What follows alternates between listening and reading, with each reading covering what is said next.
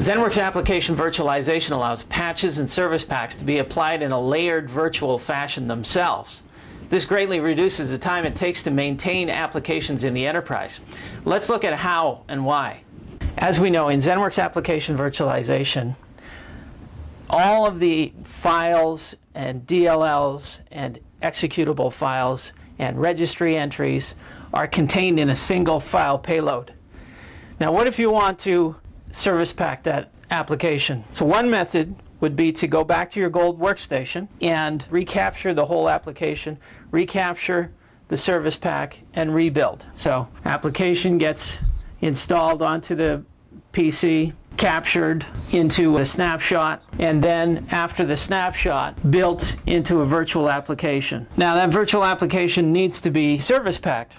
Well, you could go through the whole process again. Install the application to the PC while you're snapshotting it. Then you would capture your service pack, and then you would have a snapshot of the app and the service pack. And then you would build that into a virtual application that would represent the application and the service pack. Now, that's a lot of extra trouble because then the virtual application needs to be deployed out to the workstation.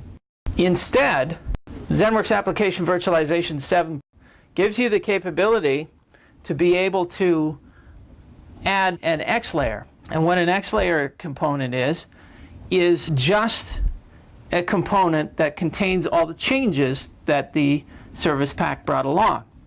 So now this is a separate process where the PC already has the application installed onto it. You install the service pack while capturing the service pack. The snapshot is created of just the service pack. And then you build the service pack into, let's call it a virtual service pack. And then the virtual service pack is copied to the workstation. So that virtual service pack comes in here. It's got all the DLLs, registry entries, files, folders, icons that represent that service pack's changes to the original application. Where that service pack sits is in the same folder as the virtual application. So you simply put it in the same folder as the virtual application, and then you launch the virtual application's exe.